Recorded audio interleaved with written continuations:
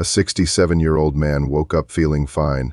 No chest pain, no shortness of breath, no warning signs whatsoever. He felt good, normal, like any other Tuesday morning. He did what he always did, jumped straight out of bed, walked to the bathroom, turned his shower too cold because he read somewhere that it was good for you, and stepped in. 20 minutes later, his wife called 911. I was the cardiac surgeon on call that morning. I scrubbed in and I operated. Thankfully, he made it. But I've seen cases just like his that ended very differently. Very differently. What happened to him was not a freak accident. It was not bad luck. It was a series of completely avoidable mistakes that millions of people over 60 make every single morning without even realizing it. Today, I'm going to show you exactly what they are and what to do instead. So why is the morning so dangerous? Let me give you some numbers first. Studies published in the American Heart Journal show that heart attacks are significantly more likely to occur between 6 o'clock and 10 o'clock in the morning than at any other time of day. We're talking roughly 40% higher risk during those 4 hours. 40%, that's not a small statistical blip. That's a pattern cardiologists have been tracking for decades. We even have a name for it. We call it the morning surge. And if you're over 60, that surge hits harder and faster with far less margin for error than it did when you were 40.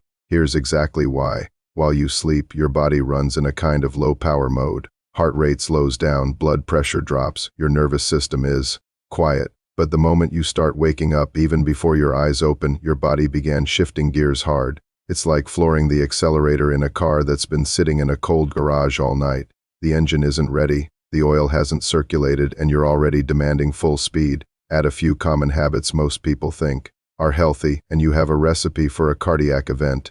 Here's something most people don't realize. Your stress hormones, cortisol and adrenaline, don't wait for you to get up. They start rising about an hour before you even wake up. Your body is literally preparing you for the day while you're still dreaming. By the time your alarm goes off, cortisol levels are already climbing fast. Adrenaline follows right behind, and together they hit your heart hard. They do 3 things to your heart almost simultaneously. 1, your heart rate jumps. 2, your blood pressure rises. 3, your blood vessels constrict. All of that happens in minutes, sometimes seconds. Now, when you're 35, your cardiovascular system handles that surge without breaking a sweat. The vessels are elastic, the heart is strong. But after 60, the picture is very different. The vessel walls are stiffer. The system doesn't adapt nearly as fast. There may be plaque built up inside the arteries, plaque you don't even know about because you feel completely fine. And when that hormonal wave hits a vessel with a vulnerable plaque, the force can crack it. A cracked plaque triggers clotting, and a clot in a coronary artery is a heart attack. That's not a worst-case scenario. That's the mechanism. That's what I see on the operating table. Before you've had a single cup of coffee, your heart is already working harder than an hour ago. What you do in the next 5 minutes either helps it manage that load or makes it dramatically worse. Ask yourself right now, do you know what your blood pressure is first thing in the morning? If not, that's the first thing to change. Here's one that surprises people every time I bring it up. After 7 or 8 hours of sleep, you are mildly dehydrated every single morning. No exceptions. You haven't had a drop of water all night. You've been breathing, which constantly loses moisture from your body. The result? By morning, your blood is measurably thicker and more viscous than it was the night before. Think of it this way. Imagine your heart is a pump and your blood vessels are the pipes. When the fluid running through those pipes is thin and flowing freely, the pump doesn't have to work very hard. But when that fluid thickens, the pump has to push harder to move the same volume. Every single beat requires more effort, and thicker blood doesn't just make the heart work harder. It clots more easily. The risk of a thrombus is significantly elevated in the morning. Research confirmed that clotting factors are at their highest activity levels in the early morning hours. The timing is not a coincidence. This is one reason why strokes and heart attacks cluster so heavily in that 6 o'clock to 10 o'clock window. It's the hormone surge plus the thick blood plus the stiff vessels all hitting at once. A triple threat for any heart over 60. The fix for this is almost embarrassingly simple. A glass of water, room temperature, before anything else. Before coffee, before medication, before you check your phone, hydrate first. One of the lowest effort, highest impact habits you can build, and almost nobody does it consistently. Keep a glass of water on your nightstand tonight. Make it the easiest habit you've ever built. Let me be honest with you. The cold shower trend has exploded over the last few years. Social media is full of it, guys jumping into ice baths at 5 o'clock. In the morning, talking about discipline and mental toughness, cold exposure has real benefits. I won't deny that, but here's what those videos never mention. Timing matters enormously. For anyone over 60, a cold shower first thing is a serious cardiac stressor. Here's what happens the moment cold water hits your skin, your body. Triggers something called the cold shock response. Blood vessels near the skin constrict instantly to protect your core temperature. Your heart rate spikes, blood pressure shoots up. We're talking a systolic pressure jump of 20, sometimes 30 points in a matter of seconds. That's a significant cardiovascular shock. Now remember, where we are in the morning, the hormone surge is already pushing your pressure up. Your blood is already thicker than normal, and now you're adding a sudden violent vascular constriction on top of all of that. For a healthy 30-year-old, the body handles it. For a 65-year-old with some arterial stiffness, that spike can be the trigger. It can crack a plaque. It can cause a coronary spasm. It can provoke a serious arrhythmia. The gentleman I told you about at the beginning, the cold shower was his trigger. His arteries were not in terrible shape, but not in perfect shape either. And that combination, the morning surge plus the cold shock, was simply too much. So what do I recommend? Start warm, around 37. That's body temperature. Let your body ease into the transition first. If you love cold water, save it for the last 30 seconds of your shower. By that point, your vessels have had time to dilate. Your pressure has stabilized slightly, and the cold shock is far less severe. One small adjustment, big difference for your heart. How do you get out of bed in the morning? Be honest, most people go from horizontal to vertical in about 2 seconds. Alarm goes off and they're up, feet on the floor, moving. I understand, you've got things to do, but that rapid transition is problematic. Here's the physiology. When you're lying flat, your blood is distributed relatively evenly throughout your body. The moment you stand, gravity pulls a significant volume of blood downward towards your legs and abdomen. Your heart has to respond immediately, constricting vessels, increasing heart rate to maintain adequate blood pressure to the brain. In a young person, fast and efficient. In older adults, that reflex slows down. The vessels don't respond as quickly. We call this orthostatic hypotension. Blood pressure can drop 15, 20, sometimes 30 points within seconds of standing. Dizziness, lightheadedness, that gray, foggy feeling when you stand up. Sound familiar? A lot of people over 60 experience this and assume it's normal. It isn't. It's a warning signal from your cardiovascular system, and the consequences go beyond discomfort. Orthostatic hypotension is a leading cause of falls in older adults. Falls are one of the most serious health risks in that age group. A bad fall at 65 can start a life-threatening chain of events. For someone with a heart condition, that sudden pressure drop forces the heart to compensate aggressively, spiking rate and output in seconds. In a vulnerable heart, that compensatory spike can trigger an arrhythmia. In severe cases, it can precipitate a cardiac event. The solution costs you nothing, just 10 extra seconds. Before you stand up, sit first on the edge of the bed for 4 minutes. Let your feet hang. Rotate your ankles. Let gravity do its work gradually. Let your blood pressure adjust before your heart goes from 0 to 60. 10 seconds lying, 30 seconds sitting, then stand slowly. That simple transition can prevent a fall, prevent an arrhythmia, and something far worse.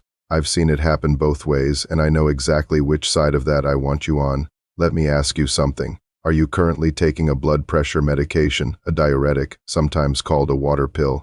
If the answer is yes, there's something your doctor may not have mentioned, and I think you need to know about it. Diuretics work by helping your kidneys flush excess fluid from your body, reduce fluid volume, reduce pressure. They're effective, they're widely prescribed, but here's the catch. When your kidneys flush fluid, they also flush minerals, specifically magnesium, and magnesium is not a minor player. It regulates the electrical signals that control your heartbeat. It keeps the rhythm steady. It helps the heart muscle relax properly between beats. When magnesium levels drop quietly, the heart becomes electrically unstable. The rhythm can become erratic, palpitations, skipped beats, or more serious arrhythmias. And it can happen with no obvious warning, because the morning is already the time when your heart is under the greatest stress. A magnesium deficiency hits hardest right. Then, I have seen patients with morning arrhythmias that completely resolved once we identified and corrected a magnesium deficiency. More common than people think. If you're on a diuretic, ask your doctor at your next appointment to check your magnesium level. A simple blood test, 2 minutes, that information could be genuinely invaluable. For your heart, don't assume everything is fine just because nobody checked. Now I know what some of you are thinking. Dr. Adewale, I walk every morning. My doctor told me exercise is good for me, and your doctor is absolutely right. Exercise is one of the best things you can do for your heart at any age. Full stop. But, and this is a significant but, timing and intensity in the morning matter more than most people realize. Here's the problem. In the morning, cortisol is high, blood pressure is elevated, blood is thicker, and the heart is already working harder than usual. Now imagine jumping straight into a vigorous workout in that state. No warm-up, just go. Your heart rate surges rapidly on top of an already elevated baseline. Blood pressure climbs higher on top of an already elevated morning pressure, and your coronary arteries, already slightly constricted from the morning hormonal surge, are being asked to deliver dramatically more blood to a working heart muscle. Research published in Circulation found that vigorous exertion in the early morning carries a meaningfully higher risk of triggering a cardiac event in adults over 60. This doesn't mean don't exercise in the morning. It means don't sprint before you walk. Literally, give your body 20 to 30 minutes to wake up, hydrate, and stabilize before you do anything strenuous. A gentle walk is perfect. Slow stretching is perfect. Save the intensity for after your body has had time to shift properly into active mode. And ask yourself, when you exercise in the morning, do you warm up first, or do you just start? Tell me in the comments. Alright, you now understand why the morning is dangerous. So let's talk about what to actually do about it, because knowledge without action is just worry. And I'm not here to make you anxious. I'm here to give you a plan. This is what I call the 5-minute morning protocol. No cost, no equipment, meaningful cardiovascular protection.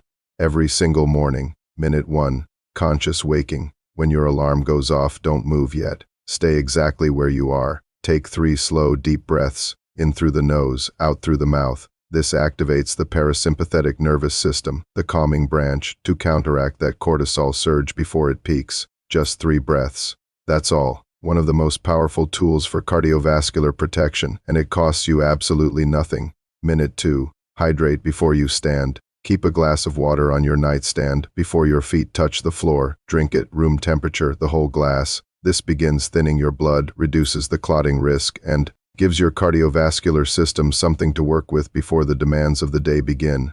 Minute 3. Sit before you stand. Roll to your side, push yourself up slowly, and sit on the edge of the bed. Don't rush this. Rotate your ankles in circles 5 times each direction. This activates the muscle pump in your calves, pushing blood back up towards your heart. Minute 4. Gentle movement. Still sitting, slowly roll your neck side to side, shrug your shoulders, stretch your arms above your head. You're waking up your muscles gradually, increasing circulation gently, giving your heart rate a chance to rise at a pace it can actually manage. Minute 5. Stand slowly. Place both feet flat on the floor. Press through your legs and rise at half your normal speed. Stand still for 10 seconds before you take your first step. Let your blood pressure confirm its new position before you start moving. 5 minutes. That's the entire protocol. And on the days when you do this, your heart starts the day protected, not ambushed. Here's what I want you to sit with for a moment. Everything I've described today, none of it is exotic. None of it is rare. This is happening in bedrooms across America every single morning in houses just like yours. 2 people who feel completely fine, who have no idea. That's the part that gets me. After 15 years as a cardiac surgeon, the cases that stay with me are not the complicated ones. They're the preventable ones. The 68-year-old retired teacher who had a cardiac event getting out of bed on a Wednesday morning. The 71-year-old grandfather who stepped into a cold shower and never stepped back out. These were not sick people in the traditional sense. They were people who didn't know what I'm telling you right now. And here is the most important thing I'll say in this entire video. The morning danger zone is real. The research is unambiguous, but it is also one of the most manageable risks in cardiovascular medicine because unlike genetic predisposition, unlike decades of dietary history, your morning routine is something you can change today, this afternoon, before tomorrow's alarm goes off. You don't need surgery. You don't need a new prescription. You need 5 minutes and the information you now have. The man I operated on that morning, the 67-year-old, he recovered fully. He came back to see me 3 months later, and the first thing he said was, "Why didn't anyone tell me this before?" That question has stayed with me ever since. It's a big part of why I make these videos. You know now. The question is, what are you going to do with it? So let's bring it all together because I want you to leave this video with something concrete, not just a vague feeling of worry. Here are the 5 things I want you to remember and act on starting tomorrow morning. First, before you move a single muscle, take 3 deep breaths. Let your nervous system ease out of sleep mode before your heart is asked to perform. Second, drink a full glass of water before your feet touch the floor. Keep it on your nightstand tonight. Make it the easiest habit you've ever built. Third, sit on the edge of the bed for a full minute before you stand. Rotate your ankles. Let your blood pressure find its footing before you do. Fourth, if you're on a diuretic, ask your doctor to check your magnesium at your next visit. 1 blood test. That's all it takes. Fifth, if you exercise in the morning, give your body at least 20 minutes to wake up before you raise your intensity. Walk before you run in every case. Now here's my question for you, and I genuinely want to hear your answer in the comments. Which of these habits are you already doing? And which one surprised you the most today? Tell me, because those comments help me understand what to cover next. I read every single one. If this video gave you something useful, share it. Not for me, for the person in your life doing exactly what I described every single morning. They may not know they need this yet, but you do, and that's exactly why you're here. One last thing. Everything I've shared today is based on published cardiovascular research and my clinical experience as a cardiac surgeon, but your situation is unique. Before making any changes to your medications, exercise routine, or morning habits, please talk to your own physician.